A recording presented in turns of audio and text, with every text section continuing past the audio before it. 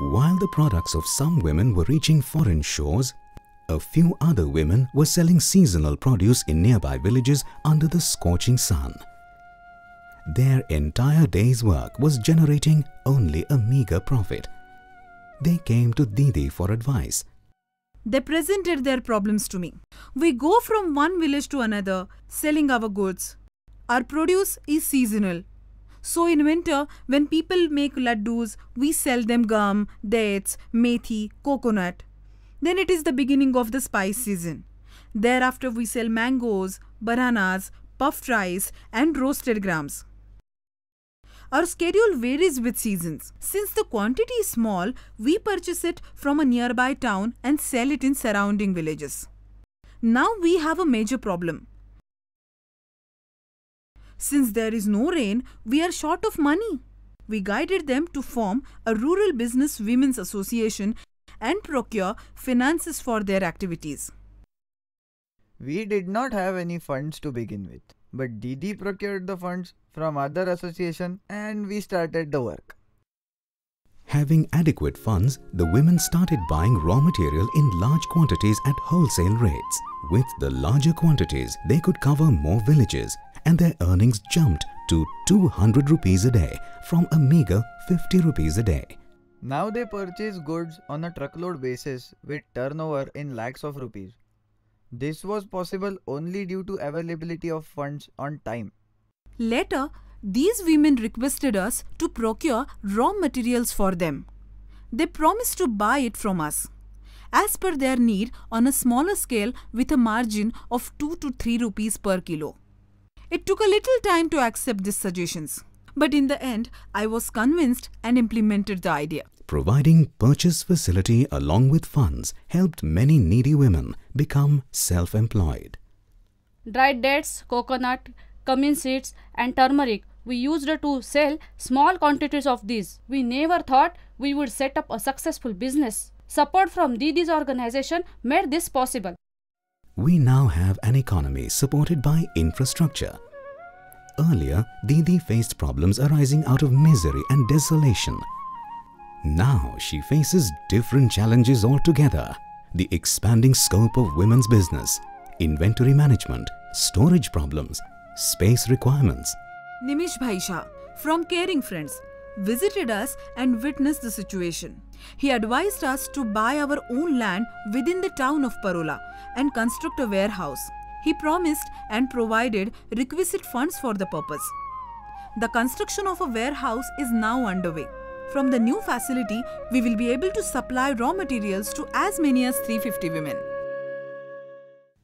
Drying spiced dumplings and papads in the sun. A simple business. Hundreds of hands have now joined together to harness the blistering heat into the moonlight of happiness. This joy enhanced the taste of the dumplings. We take dried split peas from here, clean and soak them in the water for the night. At 5 o'clock in the morning, we wash them and come to Didi's place to have them grounded in a grinding mill. We take it home and finish preparing dumplings by 10 o'clock. In the late afternoon, we bring the dried dumplings to Didi's organization. In the process, we earn 50 rupees every day. Once we made the dumplings weighing almost 25 kilos. We told Didi that we shall sell these in nearby villages and then report back to her. We managed to collect almost 600 rupees from the sale. We reported this to Didi. She was very happy. We told her that our transportation cost was only 4 rupees. Didi encouraged us to prepare dumplings in bigger quantities. Finally, we reached an output of 1 quintal. It has provided employment to more than 50 women. Now the women have acquired marketing skills. Once mired in misery, they have now blossomed into pleasant personalities. They are working hard, not just for money, but to reach the higher peaks of satisfaction. Financial insecurity has vanished from their lives. They are progressing on this new road with confidence, expecting more from themselves. Some need money for children's education, some for buying a house, some for constructing one. In the Diamond Jubilee year of the Democratic Progressive State of Maharashtra, women's empowerment has given rise to new voices. These voices are now asking questions. Do you expect people below poverty line to remain there? Though I am doing manual labor, I do not want my son to do it. I would educate him and let him find a decent employment. This questioning attitude of the impoverished is the beginning of their empowerment. To achieve this, Didi goes to the root of the problem and utilizes the strength emanating from the very problem to find a solution. Help yourself, shake off dependency, and learn to support others. Look beyond yourself. Didi showed us the way. Thinking only of oneself does not lead to progress. We can go ahead only if we join hands with others. This is the way women can empower themselves. While helping villagers achieve economic independence, Nilima also had to face failures. One such failure was a dairy project. This happened due to the shortcomings in a government scheme. Nilima had funded a milk collection center and provided work to jobless youth. A milking cow stops producing milk after 6 months. It then becomes uneconomical for a poor farmer to feed and maintain this livestock. The project thus collapsed after the milk production stopped. We tried a lot to help farmers to get another cow or a buffalo, but there was no government scheme for this. In the end, our efforts failed. Using the lesson from the failed project, Nilima successfully supported the establishment of a dairy collective with 10,000 members.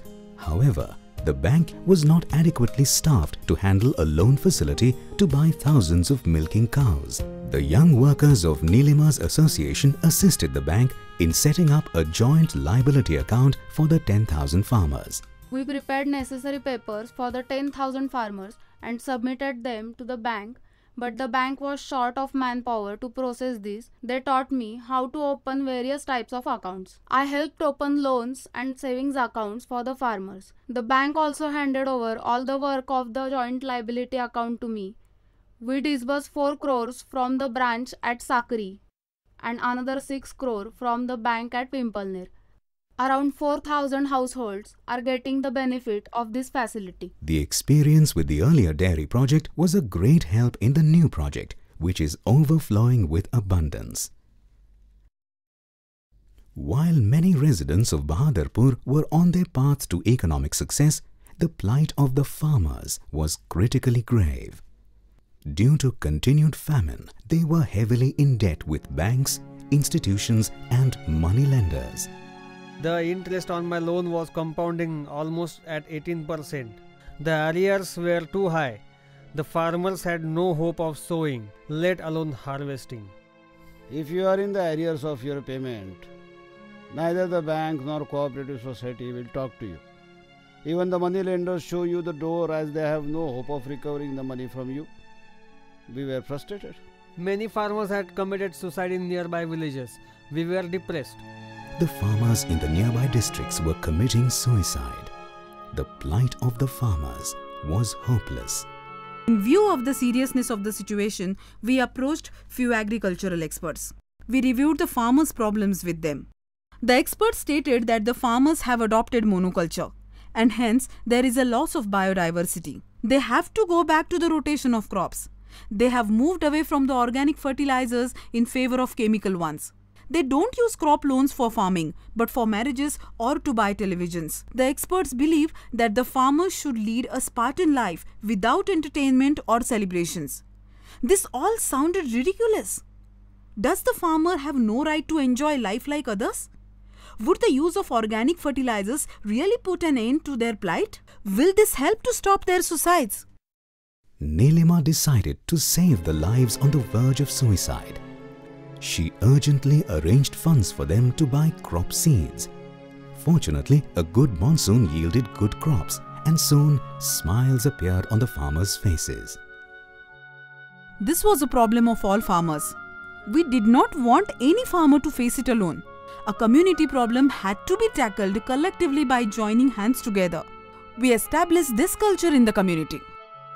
Nilima organized the farmers into self-help groups. To relieve them from the debt trap, she arranged interest-free loans for them. Didi helped us a lot.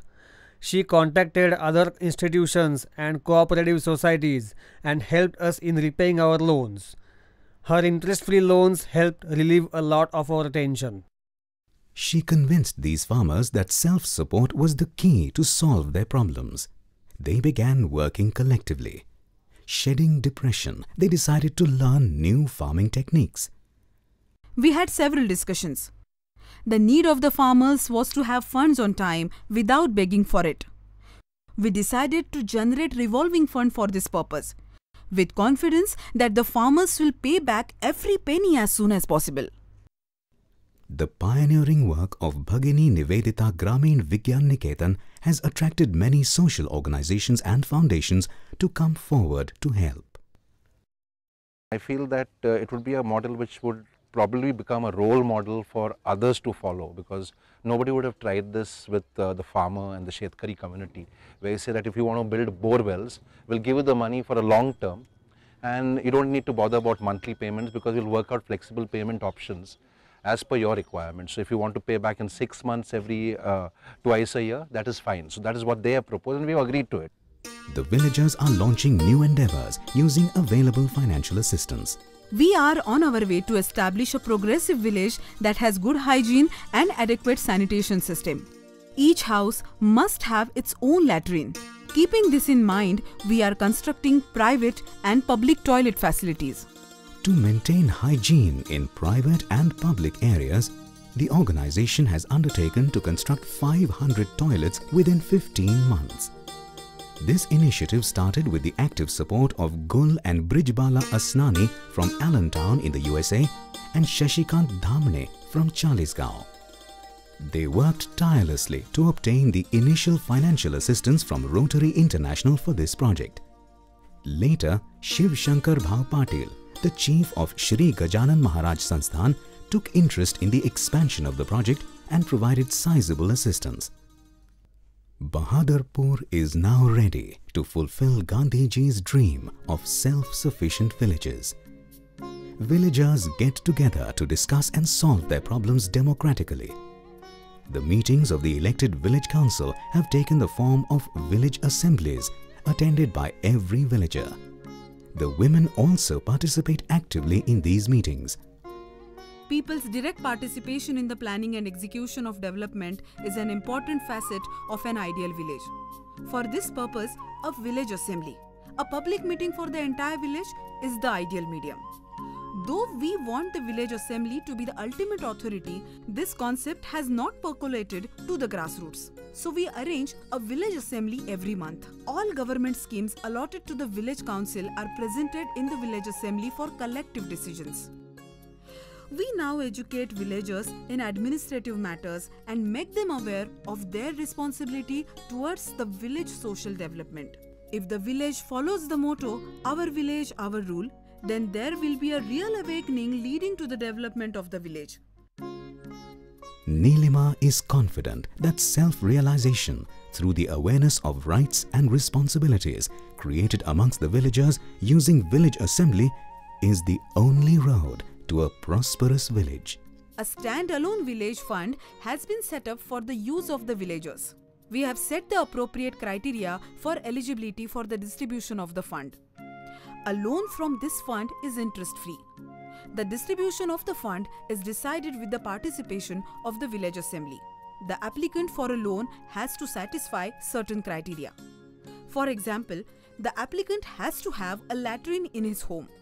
No one from their home is an alcoholic, and so on. The loan is approved only if the village assembly decides that the applicant fits into the eligibility criteria. As the loan amount increases, additional eligibility criteria are applied. For example, the home of the applicant should be fitted with roof water harvesting system. The applicant must be actively involved in social work at the village level through financial contribution as well as participation in the work involving labor and so on. An opportunity made available to responsible villagers for borrowing interest-free loans for genuine causes from the village fund has released them from the tentacles of private moneylenders who charge exorbitant interest.